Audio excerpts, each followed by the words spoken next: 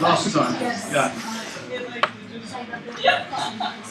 Yeah, yeah.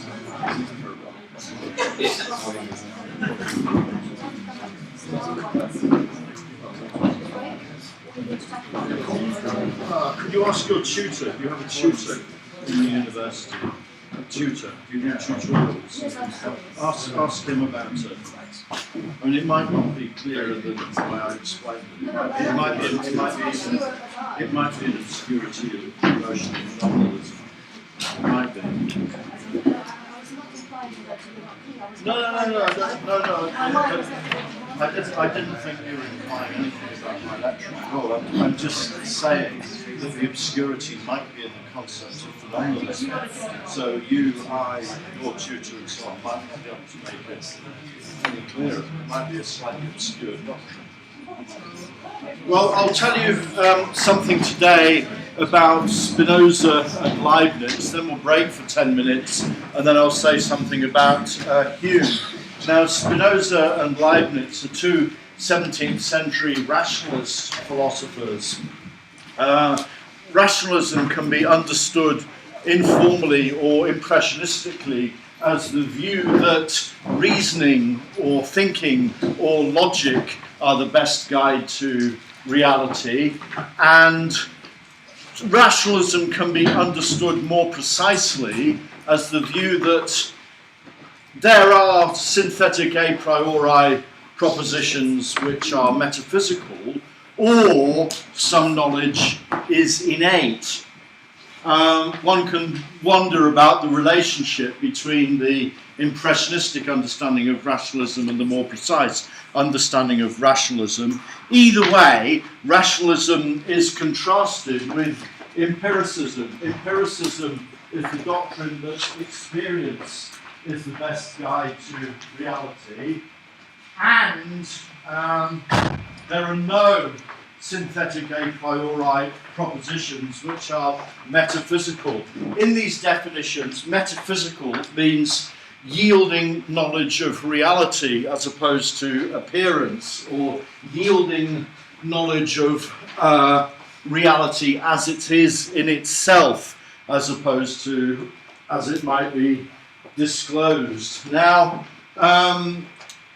there's been a scholarly debate about whether the rationalist philosophers are really rationalist and whether the empiricist philosophers are really empiricist. I think that all and only the rationalist philosophers are rationalists, and all and only the empiricist philosophers are empiricists. And I've distinguished rationalism from empiricism in the more rigorous way that I've just given, in order to capture the distinction as it's intuitively drawn in the history of philosophy, or by people who write the history of philosophy. Now, by this criterion, Spinoza and Leibniz come out as rationalist philosophers, and Hume, who we'll meet in about an hour, comes out as an empiricist philosopher. Now, if you agreed with what I said in the first one of these lectures, the following remarks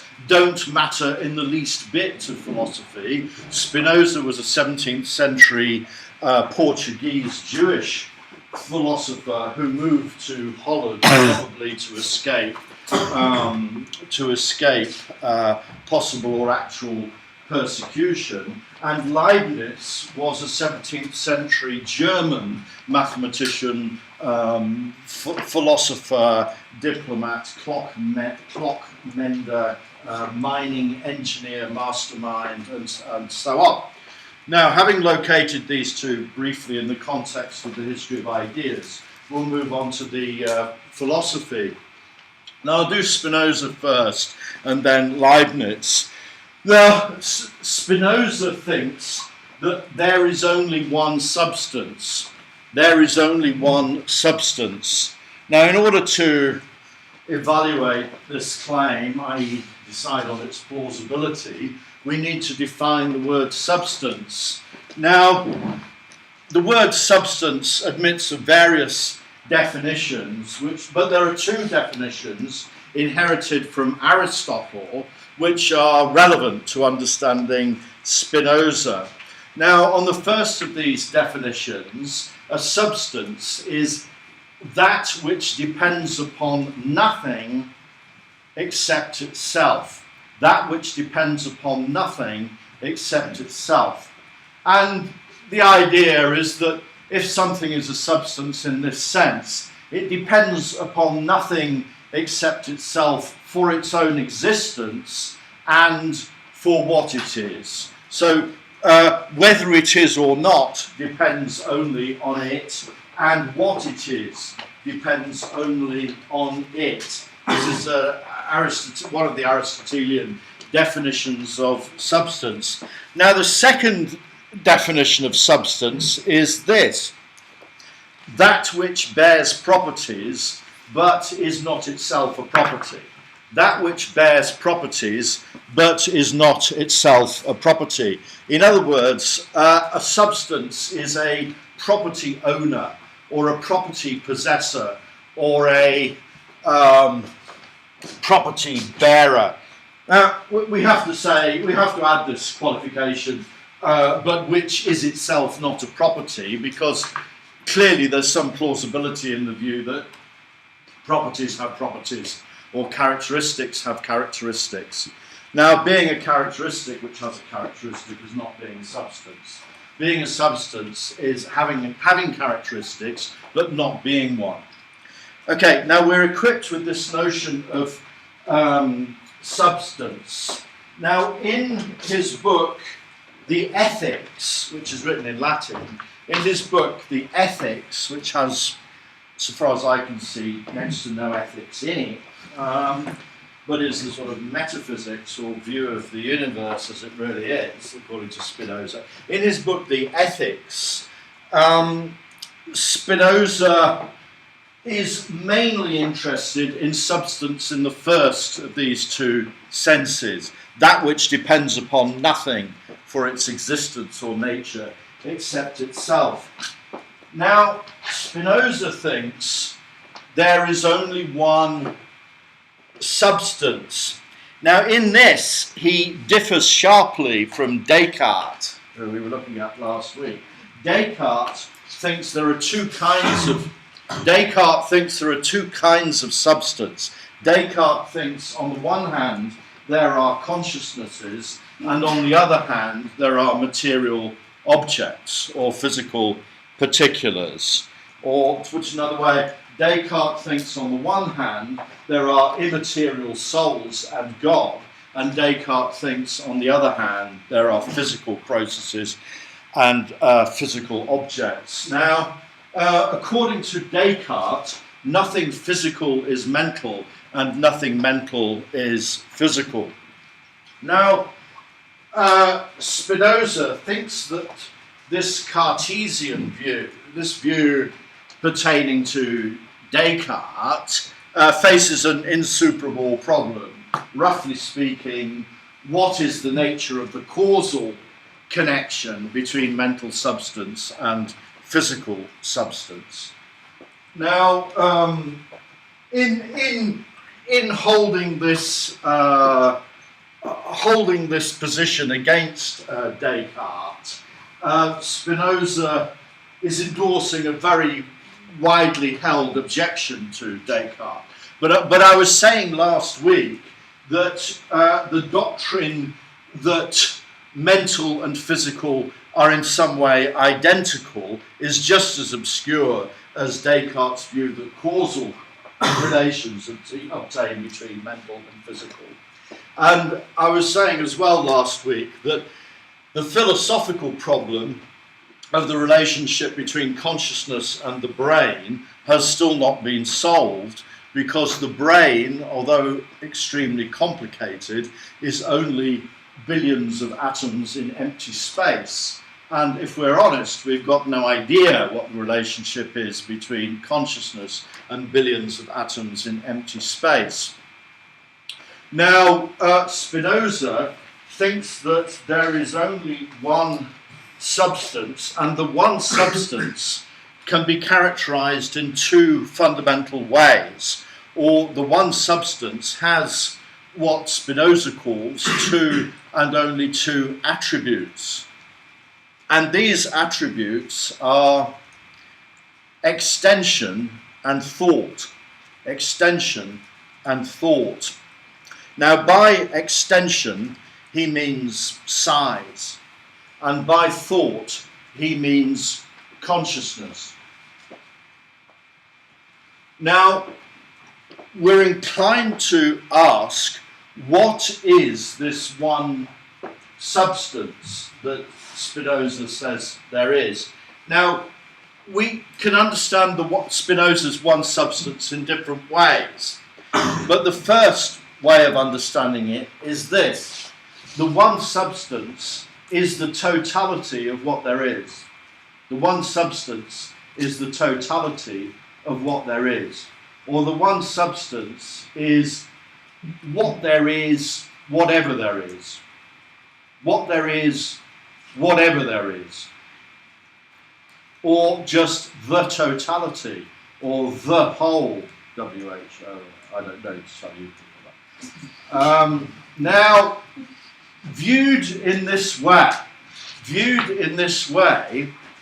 it's clear why the one substance is a substance. The one substance depends only on itself. The one substance depends on nothing else because there is nothing else. There is nothing else. Okay. Now, there's a second way. There's a second way of understanding what this one substance is. We've seen that Spinoza thinks that size, by size he means physical size, and consciousness or mentality are two attributes of the one substance, or two aspects of one underlying reality. Now, it's natural to ask, what are these attributes of? If consciousness is an attribute of the one substance, what is consciousness an attribute of?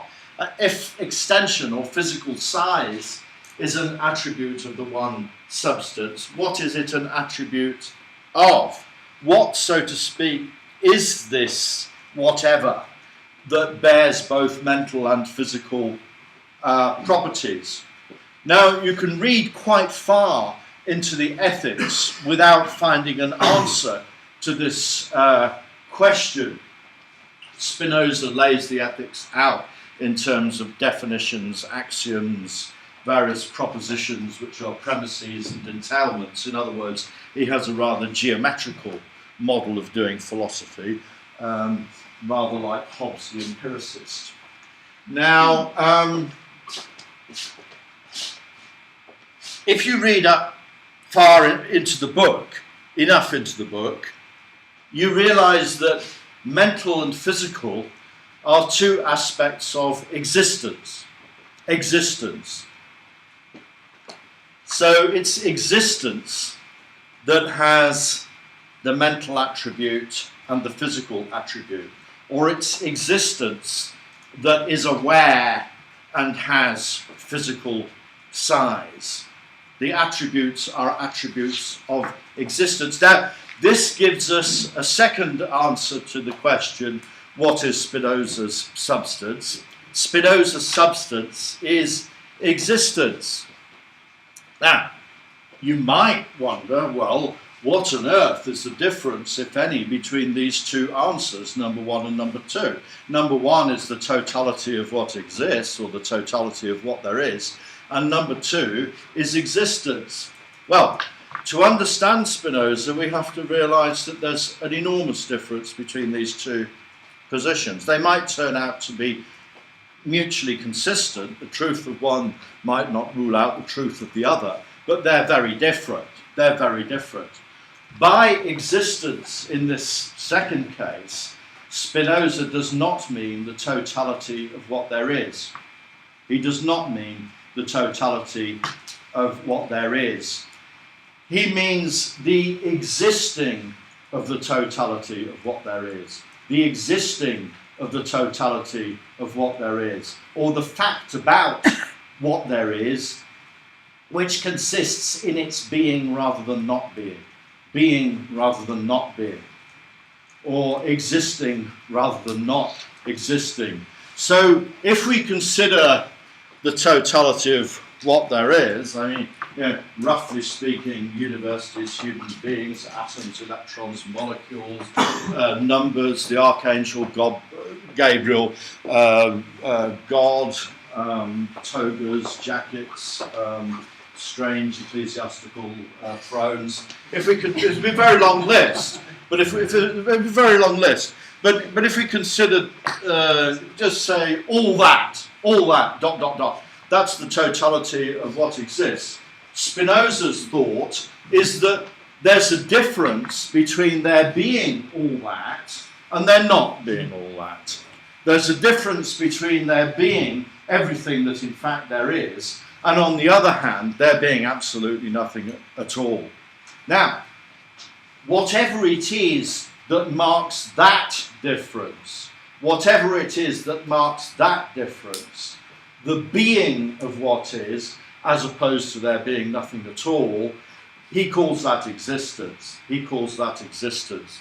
Now, to understand Spinoza further, we could look backwards to a philosopher and we could look forwards to a philosopher. We could look back to the pre-Socratic philosopher Parmenides, who thinks that there is only being and no nothingness, and Parmenides tries to characterize pure being as opposed to non-being.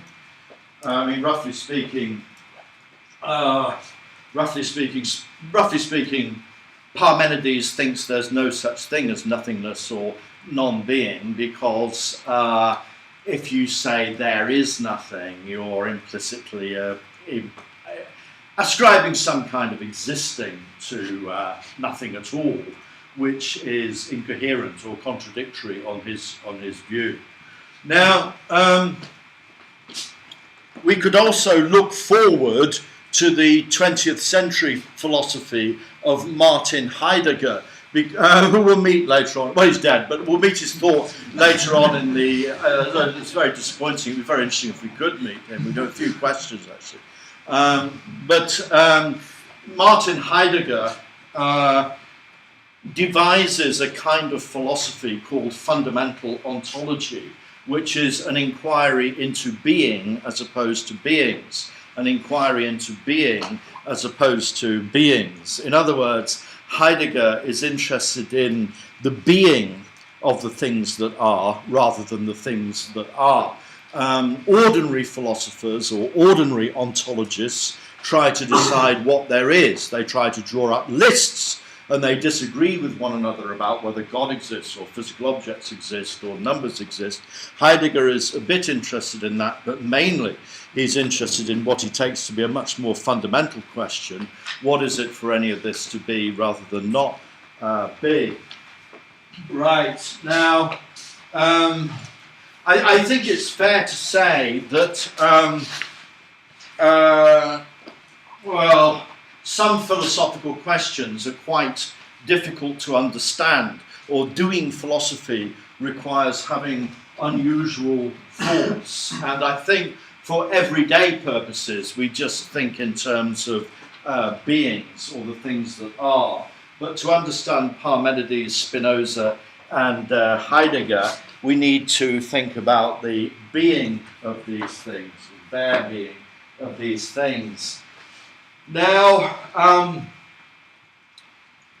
we can raise the question of whether existence is an empirical characteristic. There's a huge literature on whether existing is any kind of characteristic, but let's just leave that on one side for the moment. Now, an empirical characteristic is one that can be detected through experience.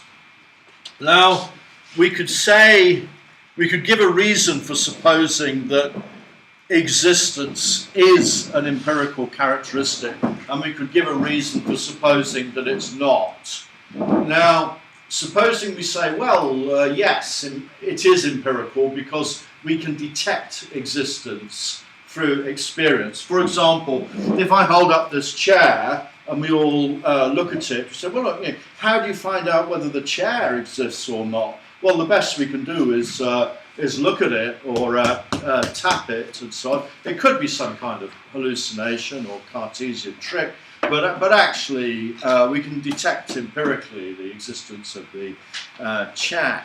Now that seems to be a reason for saying that existence is empirical, or at least it looks like a reason for saying that the existence of empirical things is empirical. It doesn't follow, as a matter of logic, that the existence of God or numbers or universals is empirical. But secondly, there's a reason for doubting that existence is empirical, or that the concept of existence is an empirical concept, and that is, if we look at the chair, we can see the chair is brown and black, I suppose. Well, brown and black are straightforwardly empirical characteristics because we can perceive the black here and we can perceive the brown here, or making this wooden chair type noise is an empirical characteristic. But the existing of the chair doesn't seem to be another empirical characteristic like that. It's not as though we see the existing as well as the colour or the shape or the sign. Now you might say, well, we can see the existing of the chair. Look, we can see it now, and no, we can't see the existing of the chair now.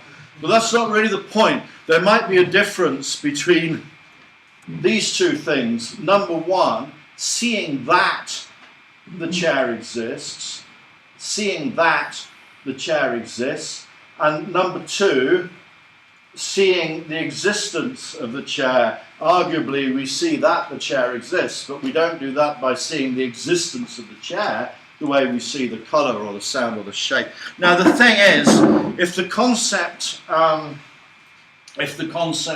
of existence is not empirical, or not straightforwardly empirical, like the concept of red or blue or round or square, Spinoza is making a rationalist claim in saying that the one substance is existence. Or plausibility is lent to his view that it's by thinking that existence is established or detected and not through experience. Now, you might say, well,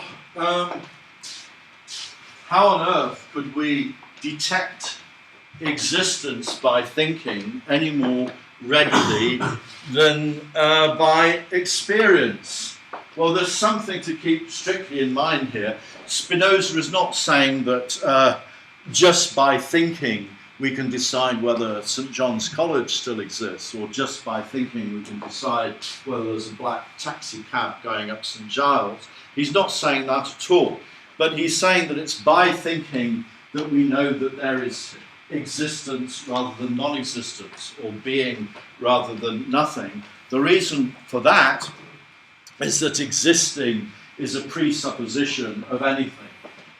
That there is existence rather than non-existence is a presupposition for thinking anything at all. One might say it's a presupposition of experiencing as well, unless experience exists. Unless there is existence rather than non-existence, there can't be any experience. But that fact is established by thinking about it, or found out by thinking about it. Now I'll just say something next about Spinoza's notion of an attribute. There are two and only two attributes of the one substance, size and consciousness, or extension and thought. Well, Spinoza distinguishes between attributes and modes. Attributes and modes, or an attribute and a mode. Now, this is equivalent, or essentially equivalent, to the distinction between essential properties and contingent properties. Essential properties and contingent properties. Now, what's meant by an essential property is this. Suppose X is F. Suppose X is F. Suppose F is an essential property of X, an essential property of X. This means without F, either X cannot exist or X cannot be X. Either X cannot exist or X cannot be X. In other words, the essential properties of something are necessary conditions for that thing's existing in a logical sense or a metaphysical sense, and necessary conditions for the thing being of that sort or that kind.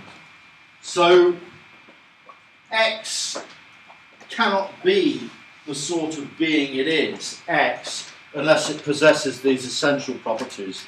Looking back to John Locke last week, plausibly, Locke's list of primary qualities, which include shape and size and solidity and number, Locke's list of primary qualities are arguably essential properties of a physical object. That something could be a physical object if it was odorless, but it couldn't be a physical object if it had no size, or it couldn't be a physical object if it had no shape, or if it wasn't one in number, or if there weren't some number of physical objects. So, now by a mode, in contrast, Spinoza means a contingent property, a property that something could lack, but still exist, and still be the thing that it is. So to say that X has a contingent property is to say that X is possibly, or could have been possibly, not F, and yet X is X, and X exists. Now, if we take all this on board, this distinction between attribute and mode, Spinoza is saying that the one substance has these properties essentially, size and consciousness, or extension and thought. Now, controversially, Spinoza says there are two names for the one substance, or the one substance can be thought of or designated by two names: God or nature. God or nature. The one substance, the one and only substance that there is, can be correctly referred to in two ways: as God or nature, Deus sive natura. Now, this seems to imply that Spinoza is a pantheist. There are two kinds of pantheism, or two relevant kinds of pantheism. Number one, God is everywhere. God is everywhere. Second kind of pantheism is God is everything. God is everything. Now, lots of people who believe in God are willing to endorse the first kind of pantheism, God is everywhere, because on a traditional Christian view, God is not only transcendent, but also immanent in the world. But it looks as though Spinoza doesn't just think that. He endorses the second view. He thinks that God is identical with the totality of what there is, or God is everything. Now, Spinoza has a special reason, well, various reasons for saying this, but one reason he has for saying this is that according to Spinoza, God is infinite. God is infinite.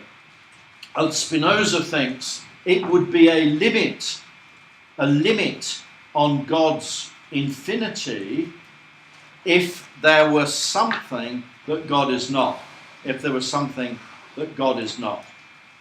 So Spinoza thinks there isn't anything that is not God. There is not anything that is not God. And Spinoza ascribes the properties of God, omniscience, omnipotence, benevolence, being the cause of all there is, to the one substance, to reality as a whole. So, according to Spinoza, roughly speaking, if it makes sense to say that there's something that does each thing that happens, that does everything, this can only be the whole or the totality of what there is. Now, of course, from a Christian point of view, Spinoza has blurred the distinction between God and creation. He's blurred the distinction between God and creation.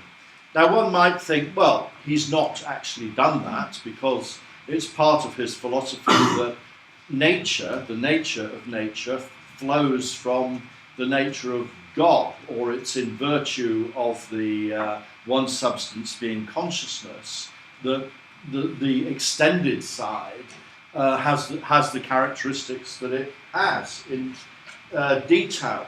But from a Christian point of view, it looks like a theological mistake to say that nature is the same substance as God, or natura is exactly the same substance as Deus. Now, supposing one wished to defend a Christian distinction between God and creation against this Spinozistic picture, as one might wish to do. Now, one way of doing that would be to have recourse to Heidegger's distinction between being and beings, and say that being in the Heideggerian sense is metaphysically identical with existence, the one substance, in Spinoza's sense. But beings depend upon being. Beings depend upon being. Or at least beings depend upon being for their being. Now, in a way, this is to reintroduce a distinction between God and creation. I'm not saying that Heidegger would be happy with my putting it in that way. Heidegger trained as a young man in a Catholic seminary but gave it up in order to do philosophy. And his Heidegger's philosophy, although of immense theological interest, is not overtly theological. But what I'm doing is appropriating Heidegger in order to force distinction on Spinoza between God and creation. Now, to summarize that, the position that we'd have is that beings, or beings insofar as they exist, are products of being which come and go. Now, to say that being beings is to say that God creates nature, or to put it in Spinozistic terms, it would be to say that nature depends on God. But the converse dependency doesn't hold. It might take a bit of swallowing, I suppose, or a bit of reading of Heidegger, but although beings depend for their being on being, there could in principle be bare being or pure being, or it's at least the case that no particular beings have to exist in order for there to be being rather than nothing. Now I'll say something next about Leibniz in the remaining 10 or 15 minutes. Now, Spinoza, as we've just seen, is a monist. Spinoza thinks that there's only one substance. Leibniz thinks that there are many substances. And these substances are called monads, M-O-N-A-D-S.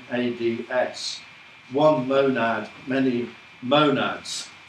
Now, in philosophy, the conflict between the one and the many is ancient. It goes back to pre-Socratic philosophy. For example, Democritus argues for the many as ultimately real, and Parmenides argues for the one as ultimately real.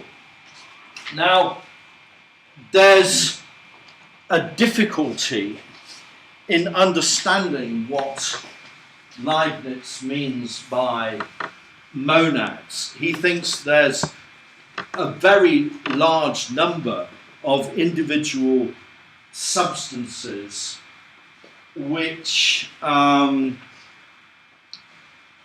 differ from one another and are immaterial or not straightforwardly physical. Now, if you read the secondary literature on Leibniz, we're not really able to understand why he holds this view or what he means. But I think there are two ways of coming at it.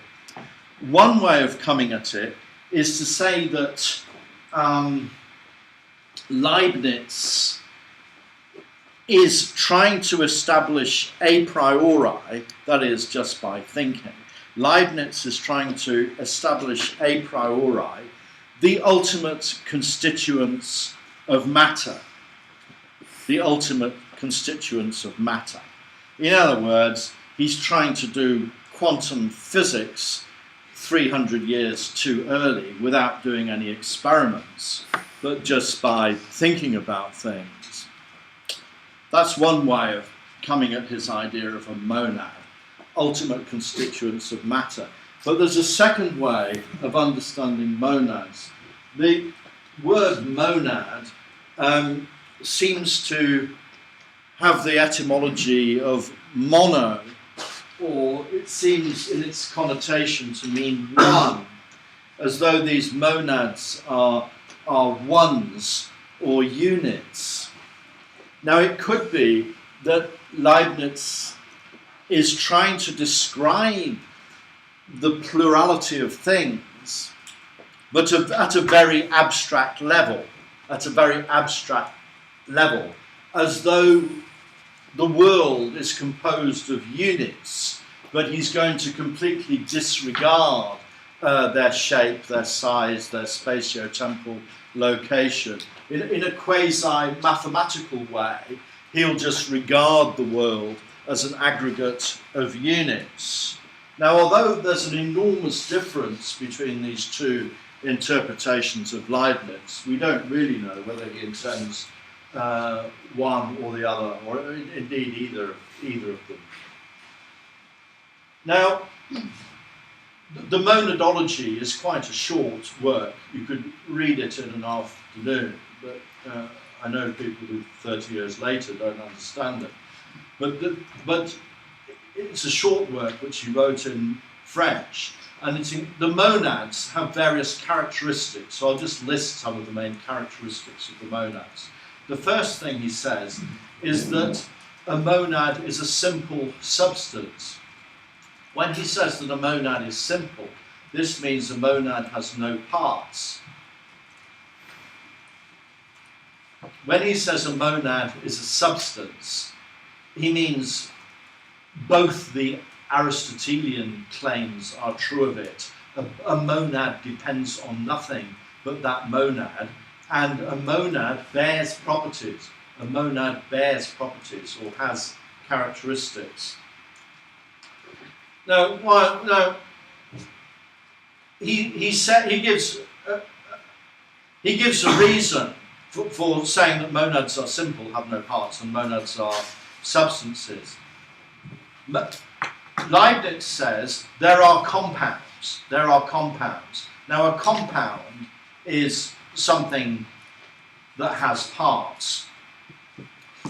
But Leibniz thinks there can only be compounds if there are things with no parts. There can only be compounds if there are things with no parts. For example, there can only be compounds made up of parts if these compounds are made up of things that lack parts. So, although the parts are parts of the compound can only exist if it's made up of things which have no parts. Similarly, Leibniz thinks that there can only be non-substances if there are substances. There can only be properties if there are things that properties are properties of. And there can only be things that depend upon things if ultimately there are things which depend upon nothing except themselves. Now, these lines of argument are extremely questionable. It seems prima facie open for somebody to say, well, compounds are compounds all the way down, or there is no all the way down, or there's an infinite regress of things that are made out of parts, composing things that are made out of parts. Or there's an infinite regress of dependency of one kind of item on another without the infinite regress being arrested or halted in a substance which depends upon nothing itself except itself. But Leibniz is not of that view. He thinks that regresses have to be halted, at least when we're talking about the nature of things. Now, the monads, this is the third character, or however many characteristics we've had, this is the next characteristic of the monads. He says they have no extension, no form, and no divisibility. No extension, no form, and no divisibility. No extension, that means they have no size. No form, that means they have no shape. No divisibility, that means it's not possible to divide a monad. It's not possible to divide a monad. It's possible to divide a physical object, and it's possible to divide any of the small physical objects that a physical object is made out of. But it's not possible to divide a monad, which is, on one view at least, a constituent or ultimate constituent of a constituent of a physical object. Now, why are the monads indivisible? The monads are indivisible because they have no size. They are, but there's no size that they are. Leibniz thinks that only something that has size or extension can be divided, and if something does have size or extension, then it can't be divided. Now, Leibniz thinks that monads do not admit of natural creation or destruction. They can only be created all at once by divine agency, and they can only be annihilated all at once by divine agency. Now, the reason he thinks this is that monads have no parts.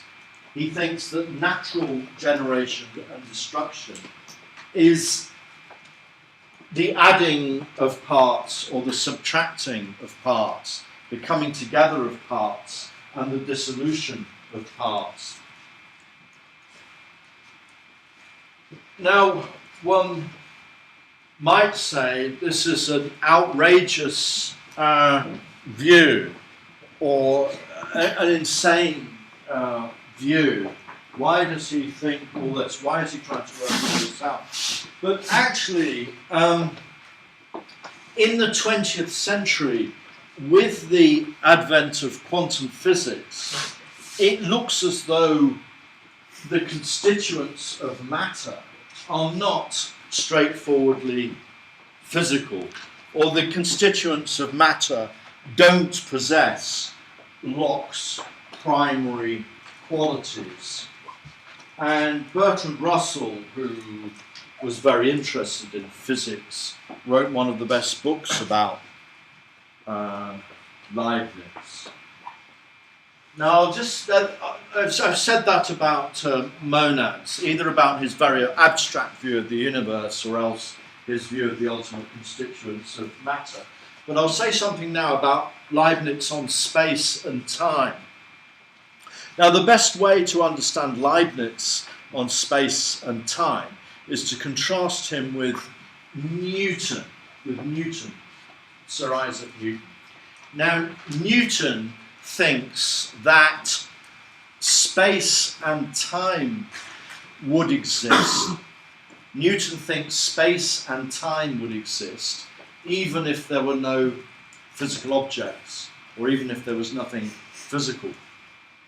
Or to put it another way, if the physical universe disappeared, according to Newton, there would still be space and time. Roughly speaking, the space where the universe was, or the time when the universe would have been. Now, on Newton's view, space and time are quite literally containers, in some sense, for physical objects or physical processes. Now, Leibniz holds the opposite view. Leibniz thinks that if there were no physical objects, there would be no space and no time left over. Or to put it another way, Leibniz thinks that if all the physical objects disappear, some sort of cosmic catastrophe, it's not the case that space and time would be left over. It's not the case that empty space and empty time would be left over as a kind of residue. Now, the reason for this is that Leibniz thinks that space is only the totality of spatial relationships between physical objects. That's all space is, the totality of spatial relationships between physical objects. If one could enumerate all the spatial relationships between physical objects, that board is 20 feet from that door, that book is to the left of that book, Blackfriars is on St. Giles. If one imagines the very large set of spatial relations between physical objects, one has imagined space. That's what space is. Similarly, for Leibniz, time is nothing except the totality of temporal relationships between physical objects or possibly physical events. So time for Leibniz is only the totality of relations, like this is simultaneous with that, this is going on earlier than this is going on later than this. And if there were no events, or possibly if there were no physical objects, there'd be no time, according to Leibniz. Now, Newton doesn't think that. Newton thinks that there's absolute space and absolute time. Newton thinks that if something happens, it happens somewhere, and it happens at a time that is not exhausted by that thing's relationship with other objects. Now, on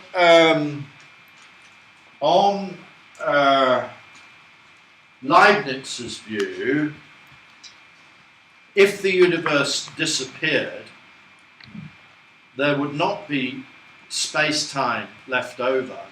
There'd be absolutely nothing whatsoever left over.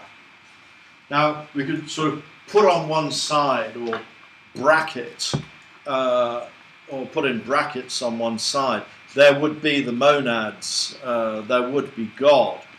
But just confining ourselves to his view, close brackets, confining ourselves to his view of space-time, if there's no universe, then there's no space-time. There's nothing at all. Now, Leibniz thinks this accounts for the apparent infinity of space-time. The apparent infinity of space-time. Crudely speaking, the apparent truth that if we took a rocket away from here, we could in principle go on forever and ever and ever, further into space, meeting nothing at all, except maybe passing another physical object. The reason why space-time seems infinite, according to Leibniz, is that it's nothing at all. The reason why empty space-time might seem infinite is that it's nothing at all. Now,